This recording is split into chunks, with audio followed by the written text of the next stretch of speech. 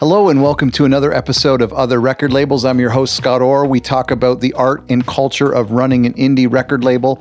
I hope you find these episodes helpful. Today is a special episode. It's one of these things, part of a series we call Industry Insiders, and it's meant to look at non-labels, but people in the industry who we interact with a lot as indie label people or as DIY artists. And it's a way to explore some of the auxiliary companies and services and platforms that help us do our job and sell records and get music out to people. Before I go into that, I want to tell you about our free guide for DIY labels and indie musicians. And basically what it is, if these episodes have been helpful, and the past 2 years of episodes have been helpful, what I've done is, because I know when you're listening to an episode, it's hard to write down something smart that somebody says, never me, it's always them. And so what I've done is I've gone through and taken notes of and condensed some of our episodes and taken some of this advice and put it into a free guide. It's a PDF that you can download. Just go to otherrecordlabels.com and you can get that there. And there's lots of advice from a lot of the labels that we've talked to over the years. And I think you're going to find that really helpful. Otherrecordlabels.com. The thing with these episodes, and again, we were calling them Industry Insiders just because it kind of had a cute little ring to it.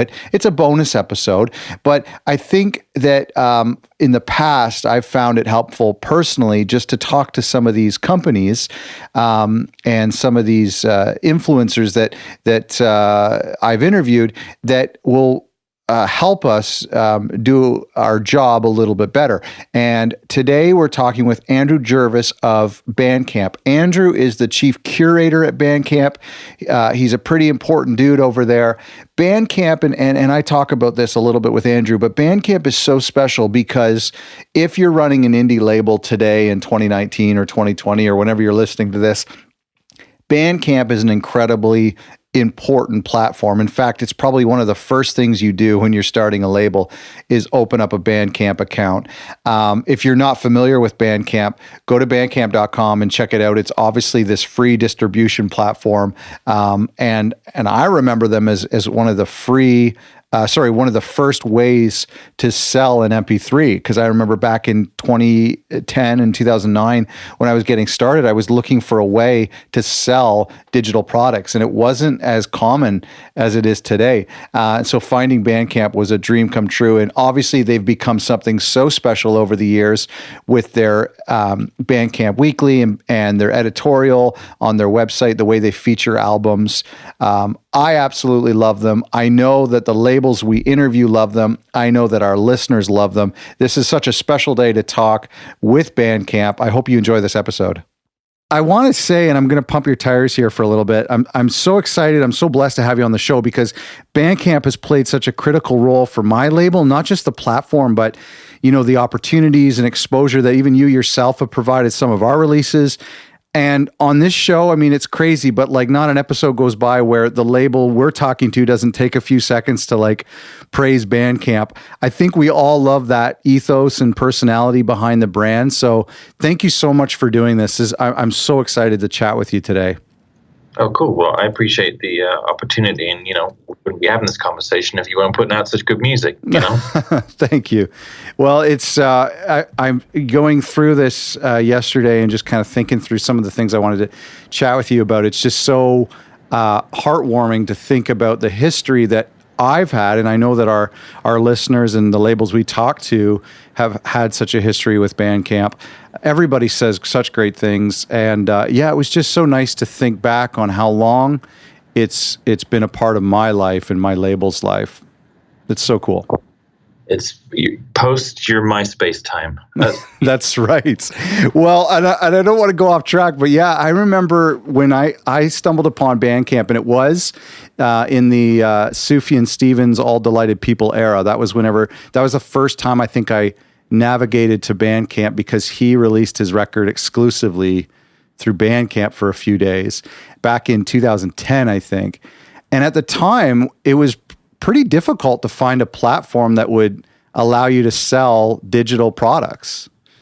Right. I think Big Cartel was playing with a third party, but there was a charge for it. So I remember being so excited to find somebody who could find a way to sell MP3s. Yeah, I mean, Bandcamp started around the same time as Topspin, and Topspin's model was sort of the topsy-turvy version of Bandcamp, in that Bandcamp was open to anybody. Right. Topspin started by invite only, and so if you were Trent Reznor or David Byrne or someone, you were maybe using their services to sell directly to fans.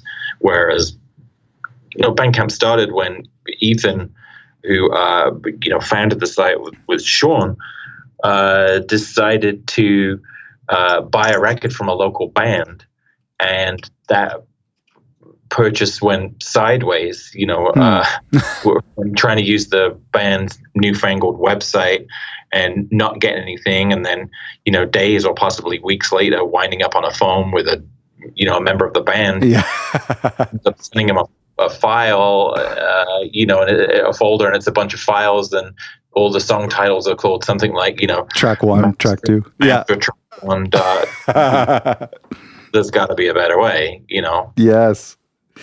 The thing that astonishes me the most about Bandcamp, and what I appreciate the most, is how you guys have been able to avoid that feature creep that plagues most apps today. Like, an album page on Bandcamp looks essentially the same today as it did 10 years ago. I love that. And I wonder, is that intentional? To some degree.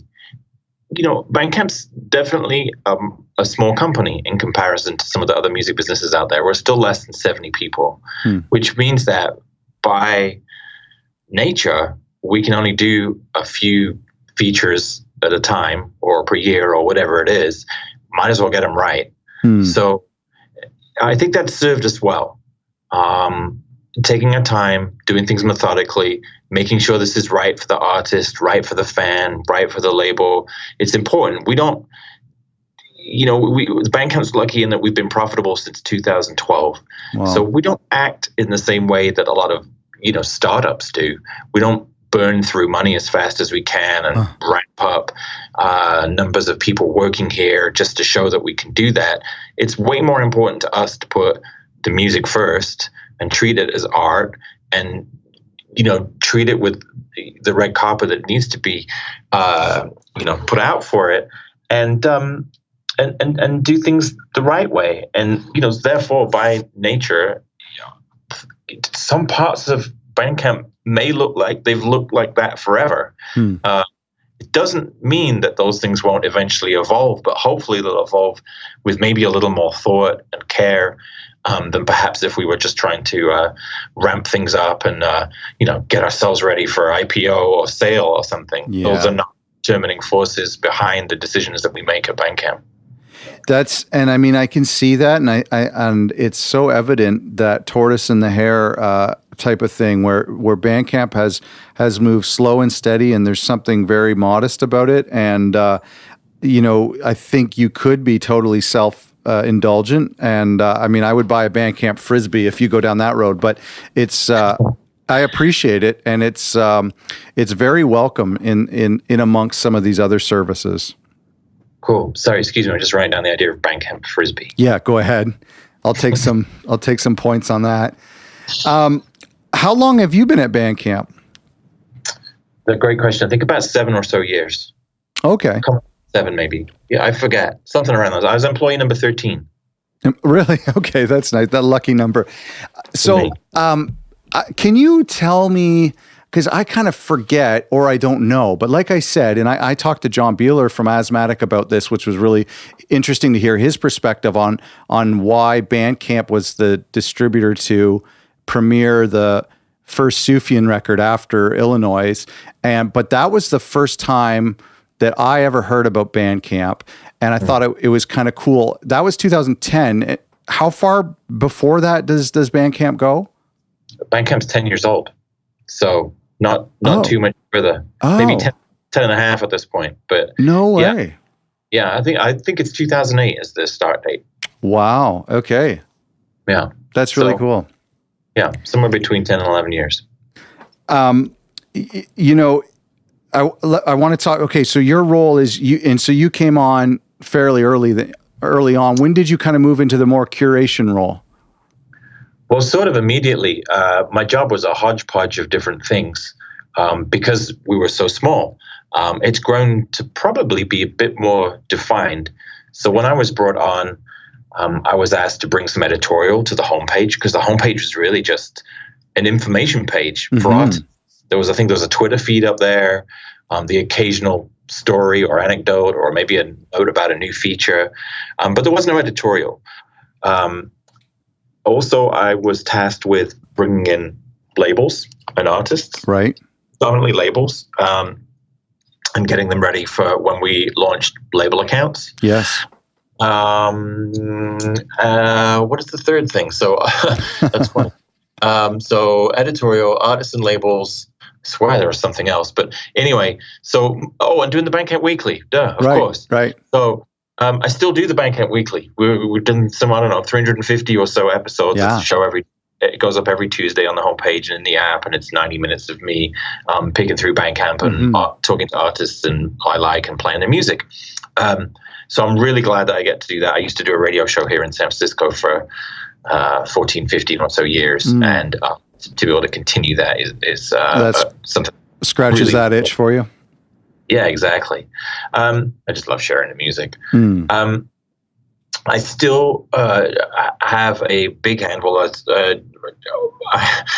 I don't really have an official title, but I suppose for the purposes of attending and speaking at conferences, I'm something along the lines of director of artist and label relations, or head of artist and label relations, something along those lines.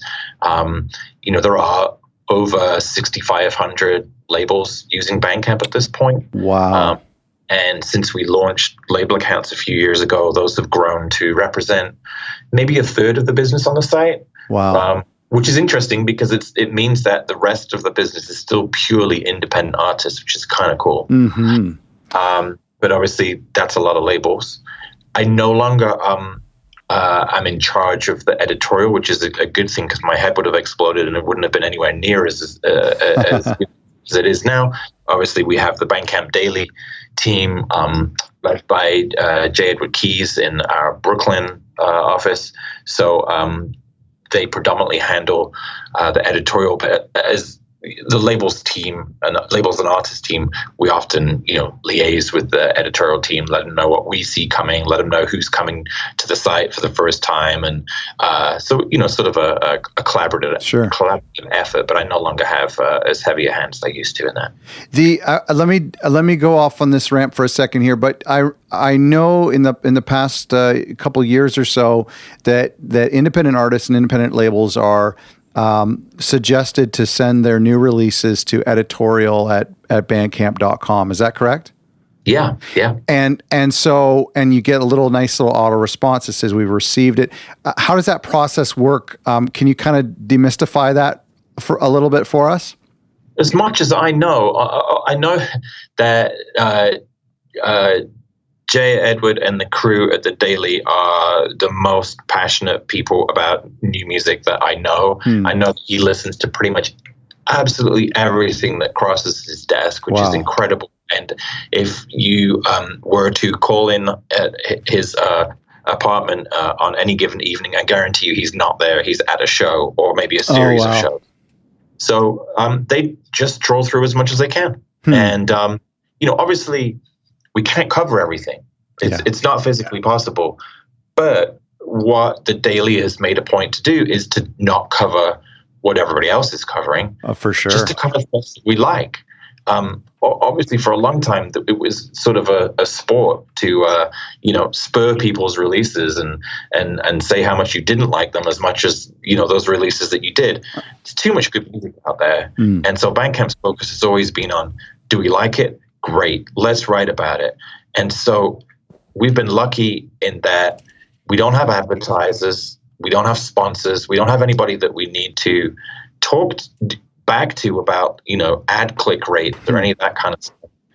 The editorial is driven purely by, do we like it? And that means that we've been able to do stories on things like the electronic music scene in Iran, the world's this music genre, a punk scene in a tiny little super remote town somewhere in Russia. And, we don't do these things to be obnoxious. We're not trying to prove that we can talk about the most obscure stuff anywhere, but to put that on a level playing field with some more household things is a luxury, and not one that we take lightly. And to be able to shine a light on music that we think is just really great, again, I think we're in a lucky position there. I totally agree. And I mean, I get frustrated by something like the editorial at Apple Music or whatever you call it, and how they primarily feature established artists. It's such a great thing, or already established artists, like Drake and Disney soundtracks. So it's such a refreshing thing, and to hear those stories and to see such underrepresented artists at Bandcamp. Then they've been doing it long enough now where it's what people come to expect. Oh, for sure. I mean, if it had fallen flat on its face, maybe this would be a different conversation. But the fact that keeps growing, and that the editorial now, can drive a lot of traffic to those artist pages is awesome. It's proof that people have a hunger to learn about music and to support a scene that maybe they didn't know about before, which is cool. Just to kind of to go back to this thought about, or this questions about the editorial, and I do want to kind of ask some practical things for some of the indie labels. When we're submitting to editorial, is there an ideal lead time? I know for a lot of promotional stuff, longer is better. Is that the same for the editorial team at Bandcamp? Yeah, there's probably nothing new there, except that we know that obviously as a site, Bandcamp is a place that you can post whatever you like, whenever you like. Right. And sometimes that might mean just on a whim, you finished an album, you want to post it. Can you let us know about it? Sure, you can. It probably means we can't do as much as we could as if you'd given us, a minimum of 3 to 4 weeks notice. And if you want to have a larger feature, then a more traditional 4 to 6 weeks notice is, obviously appreciated. So there's no hard and fast rule, but yes, the longer you give us, the more likely we're able to do something of substance. That's great. I feel bad and I want to ask you about your taste in the discovery process a little bit, but I feel bad for bands who send demos, or I hear demos that are technically perfect and sound great, but are ultimately uninteresting or unexciting. What makes a record or a new artist stand out to you? What kind of catches your ear? Well, I suppose there's a number of things that you can do as an artist or a label to catch someone's ear or eye. And that's one of the reasons why I think the superfans come to Bandcamp and they support artists there, because it's not like you're buying from a site that's anonymous. In fact, you're not really buying from Bandcamp. You're that closer to buying from the artist or from their label. So as an artist or a label, I think it's key to honor that and to make your pages look as good as your music sounds. Make your identity on Bandcamp as unique as your music is, so it's taking care of the little details, like making sure you've got a bio, making sure there's a statement about the album, whether it's a press release or liner notes or something along those lines. Make sure you tag your records properly, add lyrics, take a few extra seconds. I realize that there's only enough time in the day to do X, Y, and Z, and not enough hands on deck maybe, but I don't think that selling music needs to be as anonymous as it is in some places on the internet, where you can also buy tube socks and toothpaste. Yeah. Buying an album and following a band should be a lot more fun. And if you can't make it to your local record store, and you want to, or that store doesn't carry, the record that's up on Bandcamp, well, think about that from the artist, from the fan perspective. What can you do to make your pages look and sound as attractive as possible? So have track streaming for people to hear, and add all the bells and whistles that make artist pages, look special. You know what? This is such a good topic because it's something I've been thinking about and talking to artists about as well, of utilizing any features. I'm wondering specifically on this topic, is there something, is there a service that artists, to you, frustratingly underutilize on Bandcamp? Yeah, I mean, oftentimes I'll come across the record I think's great, and there's no information about it. Yeah, for sure. Drive me nuts. Like, it doesn't take that long to write something, even if you've only got like 2 sentences in you to say, this record was really hard for me to write. I wrote it when I broke up with my girlfriend, while sitting in the back of my truck on my lunchtime. Whatever, that would be awesome to know. Or, it doesn't have to be that personal, but something is better than absolutely nothing. And sometimes I feel like people think of Bandcamp as just like a storefront, and they'll post an album with a song with an album title. The song titles, it's $9.99 because they've seen that's what gets other places. And they'll add something like, released December 24th, 2017. Trademark, whatever, blah, blah, blah. And you're like, wow, this is your opportunity. This is, we don't tell you what you can and can't say here. We don't impose restrictions. You can really go for it here. This is your chance to shine and to do your bit. And I think just taking a few extra seconds to dial your page in makes a really big difference. I've said this before, but if there was like a big shiny red buy button I could send to everybody, and they put it on their desk and they hit it, and fans go there and they just buy artist records, we'd obviously mail one of those out.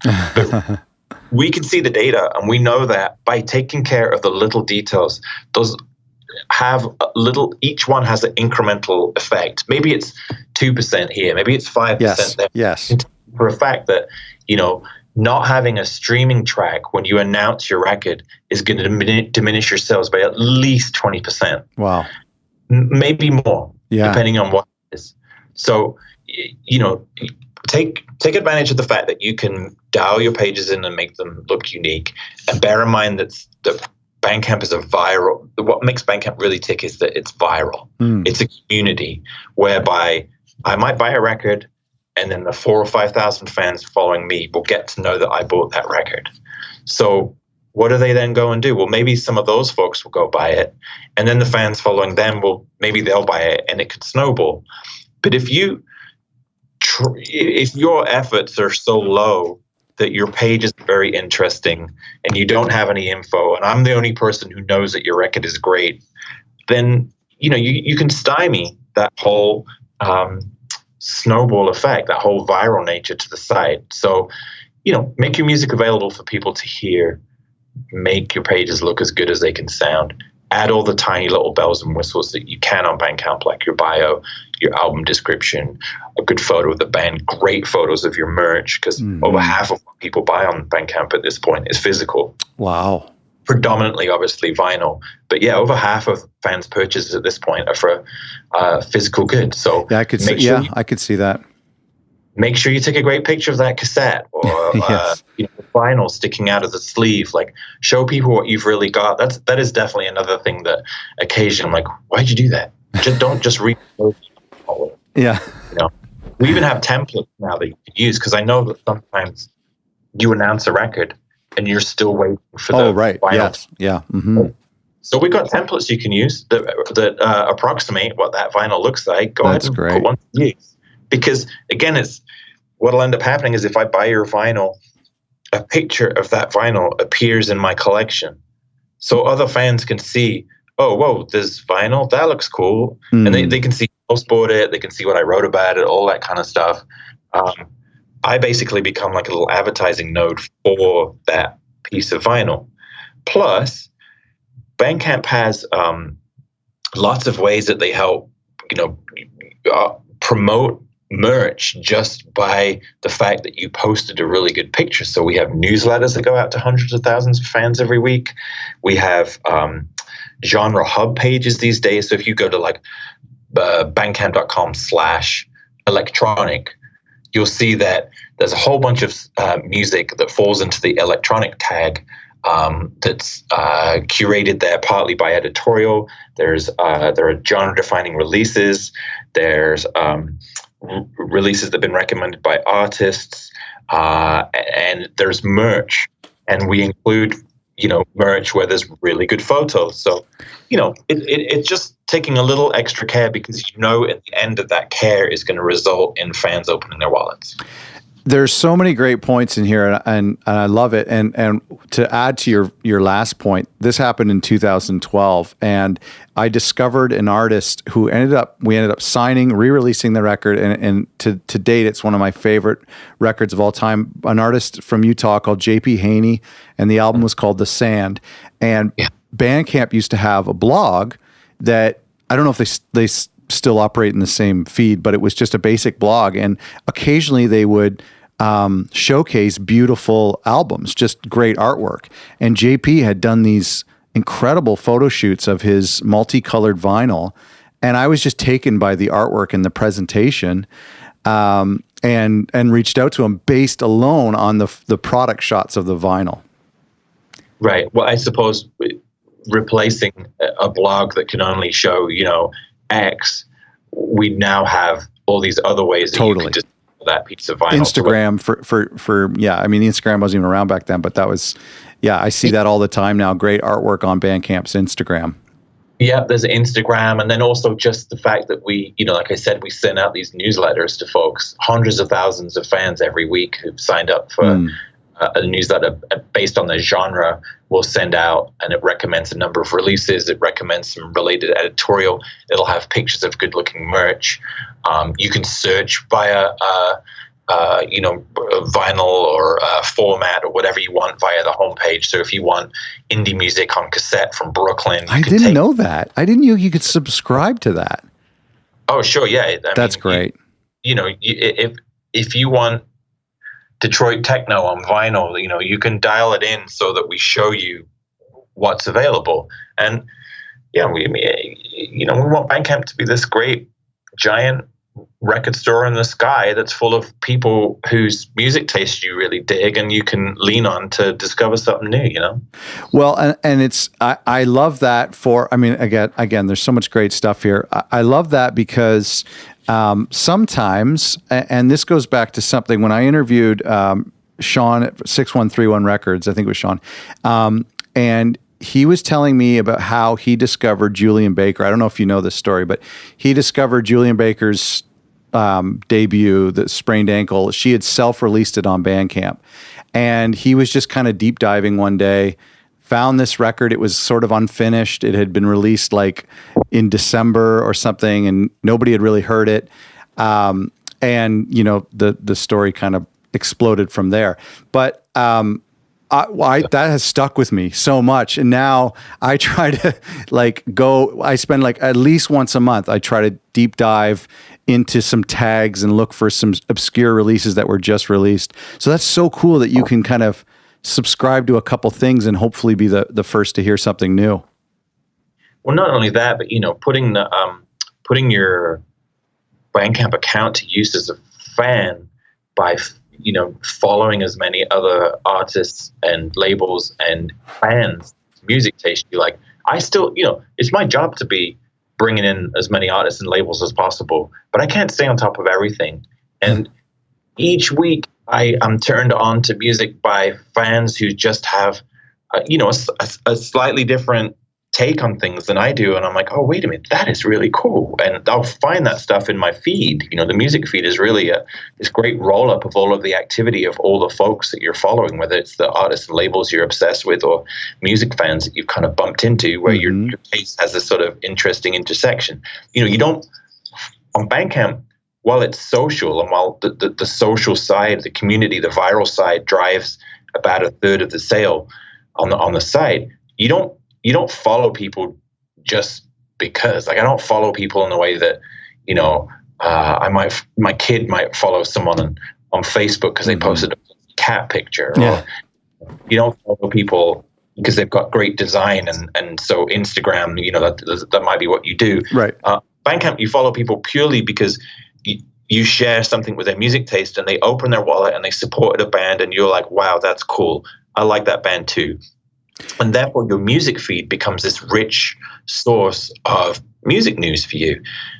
So you can open up the Bandcamp app at any point, hit play at the top on the feed, and it's going to play through a ton of music, some of which I might know, but a lot of which every week I'm like, I had no idea. That's amazing. And, when you're following fans in from Australia to Japan to Brazil to, Paris to New York, you're going to find they're going to turn you on to releases you had no idea about, which is awesome. This speaks to something we just talked about when I was talking with Kevin at Top Shelf Records, and he was saying his theory or this idea he had speaking to this is supports the reason to give out download cards. So Bandcamp download cards to press or to fans, because when they redeem that download card, it ends up in their feed and ends up just becoming a free advertisement, like you're saying, to other music listeners.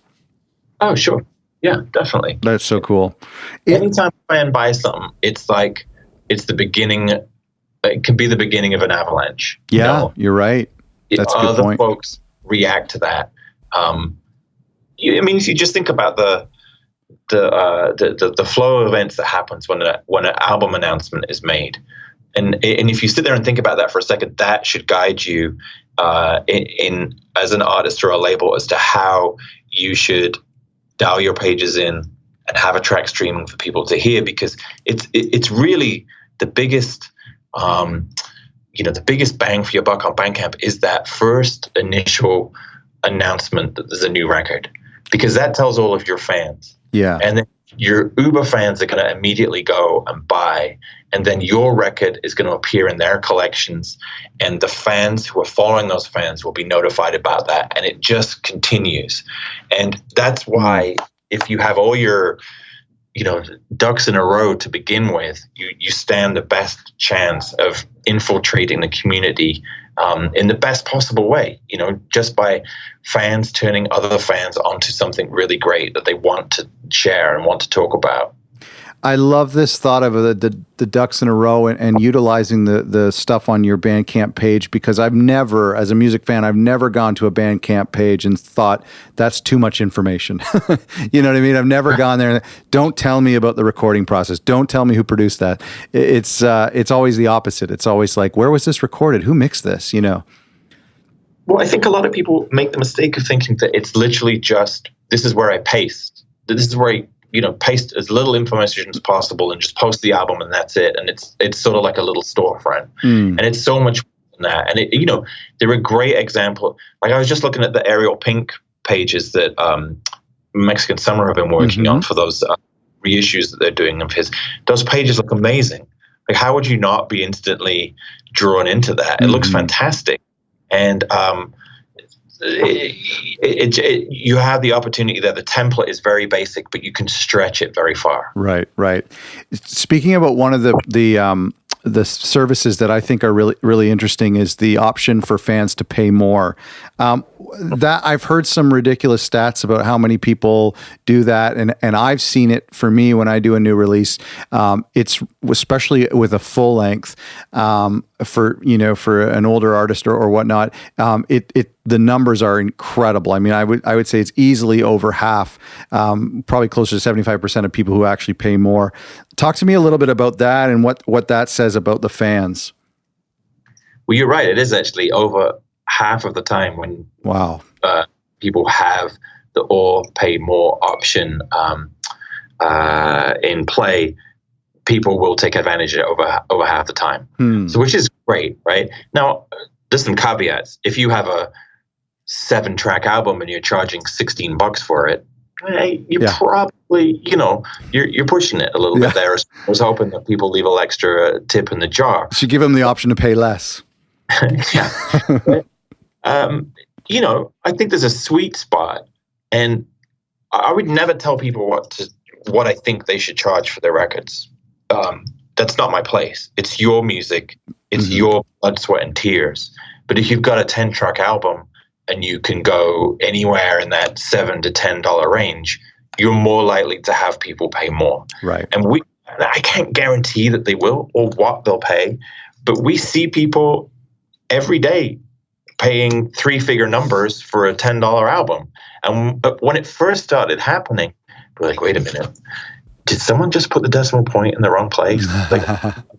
And we would contact people, and they're like, you know what? No, I saw the band last month, and I couldn't buy the tour T-shirt, but they just blew my blew me away, and I've been singing their songs ever since. And I just felt like now is the right time, and so I just wanted to show them how much I appreciate it. And that kind of stuff happens all day long. So yeah, definitely, it's a feature I highly recommend people put to use. I'm not going to tell you how you should price your records, but there is a sweet spot to be aware of.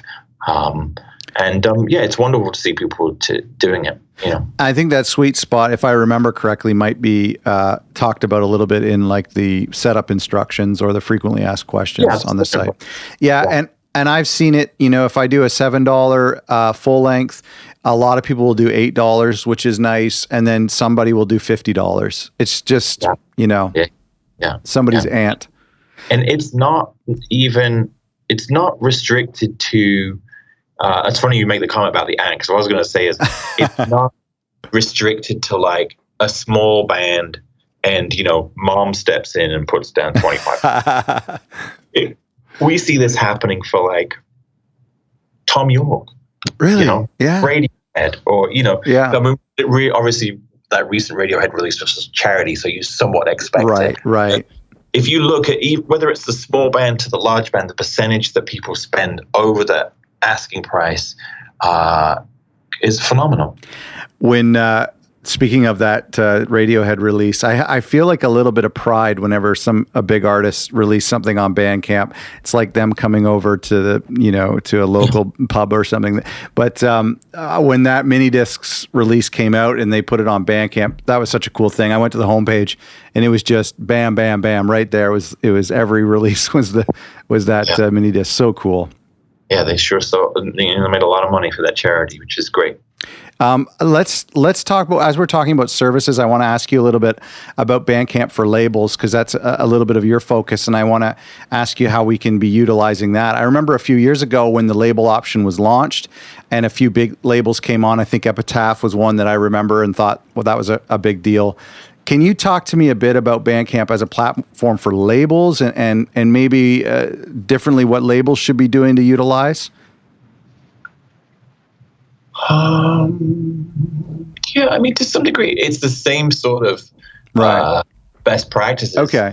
It's taking care of the details. But, knowing that having a label account on the site gives you a few extra advantages if you don't already have one, it is worthwhile. So, obviously, if you set up as a label on the site and you start connecting to artists who are on Bandcamp, you get to piggyback their fan bases. So, the ideal scenario obviously is that every artist has one account and every label has one account. And then if a label comes along and signs a band, maybe that band's put out a couple of releases, maybe they on their own, maybe they got signed to a smaller label, and maybe you as a larger label come along and you sign them up. Well, guess what? That artist comes with their fan base attached. Maybe they've got 100 fans, maybe they've got 10,000 fans. These aren't fans like, clicks on a YouTube video or Facebook likes. These are fans who've opened their wallet. And so when you put out that next record, they are going to be automatically notified. And isn't that easy? Isn't that so much easier than sending out a press release, paying for PR and hoping that someone reads a blog post somewhere, or boosting a post on a social site where you might reach 12% of the fans that have said that they follow? This is a proven way to reach the fans who have already said, I want to buy music from this artist. Tell me when they do it again. Totally. So if you don't have a label account and yet you've got artists on the site, you're missing out. You're losing money on the table for sure. Each of your artists automatically get Bandcamp Pro, so you're saving them $15 a month, which some folks adds up for sure. Sure.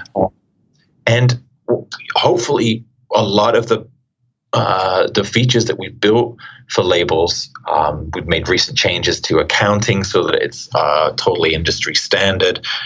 We've got the ability for you to mirror your territorial licenses that you might have out in the world now. That can happen on Bandcamp too.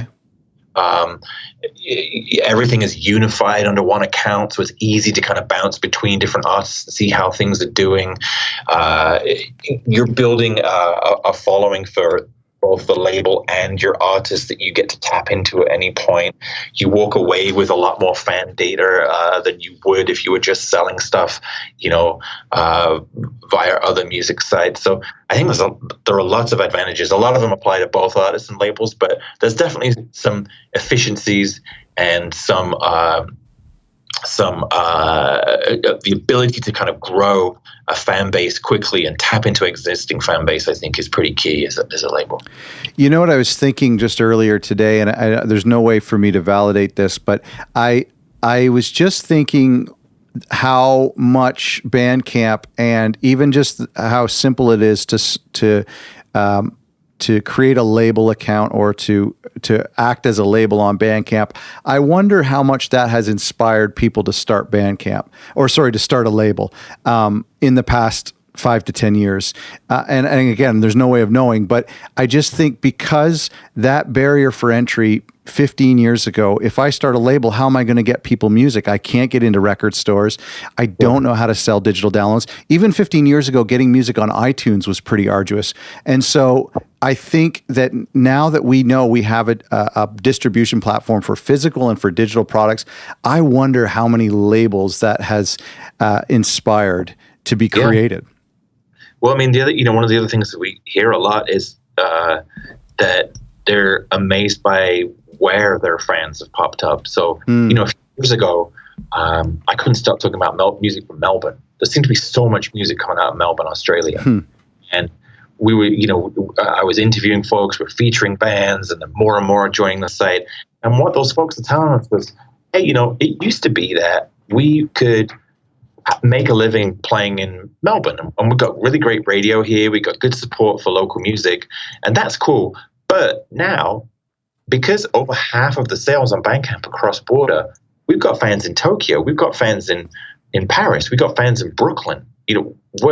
Thank you. How did that happen? And it's just, again, because of that viral nature of the site and fans finding other fans with music that they like, that you're able to grow a fan base that's potentially worldwide. There's fans buying music in hundreds of countries on Bandcamp. So, it's definitely opens the door to a community of fans that you might previously, as you pointed out, not had access to if you rely on the old, especially the old physical distribution. For sure. But even if you're just putting your stuff up on a random music platform, with no community, how are you supposed to get the word out there? Again, the advantage is the community. I totally agree, and I also think that the community is something really special in that they are active listeners. And Spotify, there's a place for that, and to me, I see those people as passive listeners. There's something so intimate about shipping a vinyl to Japan and seeing that person's name and their email and sending them an email and saying thank you. It's such a beautiful thing. Yeah. Well, I think the other side of that are fans who'd love to be able to say thank you to you too. So it's nicely mutually beneficial there that as a fan, in a non-creepy way, you could follow as and labels and express how much you like them by opening your wallet, making comments, wearing that album as a badge of pride on your sleeve, picking a favorite track, being the first one there, whatever it is. I know for a fact people buy music on Bandcamp even though they already own it somewhere else. They just want to have it in their collection. Oh, right. Yeah. No, that's true. I love those little alerts I get on my phone occasionally that says so-and-so started following other songs. It's like a little boost of encouragement. Yeah. It's great. Yeah. Somebody bought something that because they saw it in your collection. I like those too. Yeah, those little identifiers. I talked a few days ago when we were talking with literally it was maybe 2 or 3 days ago with Top Shelf, and they were telling me about their Bandcamp subscription platform, and I was really excited to see them doing that. They had about 50 subscribers on average. How's that program going? Is there more development to happen with that platform? Yeah, I'm not sure. Mostly it was aimed at artists. Okay. But obviously, it's not to exclude labels. I think it's just possibly more difficult for a label to put into use. Having said that, I think that if you're a label of a certain type, then sure, why the hell not? So a Stone's Throw, for instance, has a cult following, right? It seems like an obvious choice. So yeah, they've got a subscription thing going. I talked to the guys at Holy Raw, and they have a great subscription going. I mean, their subscription really changed the way that they do business, and that they reached a level of monthly income where previously there would be bands that come along, they like them, but they knew they probably couldn't sell that many. But because they've got X hundred number of subscribers, they're like, okay, well, look, we can do this because in theory, we've already reached that minimum goal. Because oh my goodness, got enough people subscribing at this point where if we sell this many, that's the break-even point or beyond. That's so incredible. For them, it even changed the types of bands that they were able to sign. That's incredible. So yeah, I mean, I think there are some labels that will say, you know what, the accounting's a nightmare. I can't. I don't know how I translate a fan spending $20 a month or $50 a year to artists. Whereas other labels are going to be like, you know what, we'll make this work. It makes sense to us. Our artists and labels all kind of rub shoulders with each other, at least musically speaking, and fans, won't be surprised by us putting out a jazz record and then a sludge metal record and a spoken word record, which great. If you're the label that does that, I love you. But I understand why you might decide not to create a subscription, because maybe not every fan is coming back and buying each one of those records. Well, and I agree. And I the accounting thing was difficult, especially when you're giving away the back catalog. Now, I think Top Shelf has a cool way of limiting what they give away. But what I love about the idea for labels is that labels have potentially have more content than just a single artist. There's more releases, there's more B-sides available. So that's why I think it is a cool platform if you can make it work. Yeah, I mean, there are artists that have had fantastically successful campaigns, and they've done it in a weird, different way that we didn't even expect. So, for instance, Protest the Hero is an example of it, whereby they created a subscription around one album. And they took about 6 or 7 months to release that album. They let subscribers have a track a month that nobody else could have. They used the channel that's available to them when you start a subscription account to speak with the subscribers on a regular basis, to get them all hyped up about what's this next track, hope you like it, what did you think, what's your feedback. Oh, cool. Honestly, when that album announced, I'm going to guess that they sold, I can't tell you the official numbers, but they did so much more in sales because of the fact that they enabled people to subscribe to this album before and take part in what sort of felt like the album's creation a little bit. I want to say there was parts where, the second track came out and fans are writing in, and they're like, I love that bass solo, about 36 seconds, whatever it is. And cool, yeah, well, we might do more of that next time. I think there was a naming of a song or something. I could be wrong. Oh, wow. But it just felt like, again, it's that little, if you're into it, and I understand people aren't always into it, but if you're into letting the fans in a little bit more and you want to have that relationship with them, cool, they'll respond. And having a subscription is a great way to do that. And it's nice to know that you can rely on that monthly or annual income. Oh, for sure. You set the price, you set the frequency, whether it's monthly or annually. And if you've got 200 fans paying, whatever it is, $10 a month, well, great. Yeah. Yeah. No, it's a good point. No, I love it. And there was one feature I remember I emailed Jen about back in the day, and I I wish that there was a way, and maybe it's changed, that you could gift a subscription to, say, maybe artists on your roster who could help hype the program, or maybe to gift it to press or something. I don't know if that's an option, but I think that might help just to kind of draw attention to the program. I'll write that one down next to your Frisbee idea. Yeah. At least one of the ideas have to come out of this episode, a Frisbee or the... we've talked a lot on this show, and I don't want to take too much more of your time, but we've talked a lot on this show and speculated about what might be Bandcamp's response, if any, to the new streaming landscape. And I don't expect you to make any exclusive announcements on here, but you can. But we're all just curious that if the industry is seemingly devaluing digital downloads, how does that affect Bandcamp? Well, I think that, I think there's a big wide question. I think we've always obviously seen streaming as a fantastic thing, but to be used in a different way than the majority of folks out there currently use, or a couple of corporations in particular would like you to use. And so, sorry if this is obvious, but streaming on Bandcamp, there's a couple of things going on there. So I can come and stream a track from your label or from one of your artists, right, and listen to it. The idea there is that I can stream it and then I will go and buy it. You as the artist or label can limit the number of times that I can stream it before I have to buy it. I can't just keep listening to something. Right. By default, each track is set to a limit of 3 listens. So the idea of streaming on Bandcamp pre-purchase is to get you to open your wallet and pay. And then secondly, once I've bought the record, wherever I have Bandcamp, I can then stream that record. Basically, I'm buying access. Maybe I'm also buying vinyl and a cassette and a t-shirt and a poster and whatever else, but I'm buying access to listen to that record. The key difference being that as a fan, I'm not paying Bandcamp $15 a month for this. Right.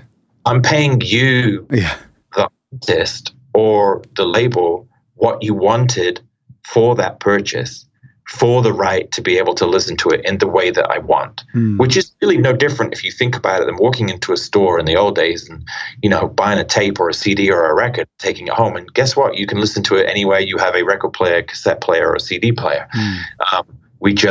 That's the bit where we think, well, streaming's great. Isn't it convenient? But let's not make it devalue the fact that, like we said earlier, music is art and blood, sweat, and tears, and people should be paid properly for that. And we just don't think that the model should be rental. Agreed. You're not renting anything you want for a few bucks a month. I understand that has its uses, but it's just not what Bandcamp's about, and I don't think it ever will. I agree. I appreciate that. And I love it. And I think there's just a curiosity, but it goes back to the first thing that we talked about, how Bandcamp has been this concrete pillar that has been, so many platforms just kind of move with the times, add Instagram integration, try out different things, allow you to upload GIFs to your profile page. It's just so nice to see Bandcamp has held fast and supports the artists. And I'm such a huge fan. I love it. Cool. Well, thank you. Appreciate that. And we're well aware that, without your trust, without you music and asking your fans to support you there, what are we doing? So we will permanently roll out the red carpet for music and for artists and for labels, and obviously for fans on the other end of it. I'm so excited about the Bandcamp store that just opened up, the physical store. And you're gonna come. I got to try to work it into a conversation with my wife to fly across the continent and just to go to that store. So, but I'm sure California is not too hard of a sell. It's got a lot of stuff going on right now too. There's a lot of really cool music venues around here and fun stuff going on. Good art and culture. It's a great place to be right now. Well, and I got to come pick up my Frisbee. Exactly. Yeah. Thank you so much, Andrew. I really, really do appreciate it. It's been a lot of fun to chat with you.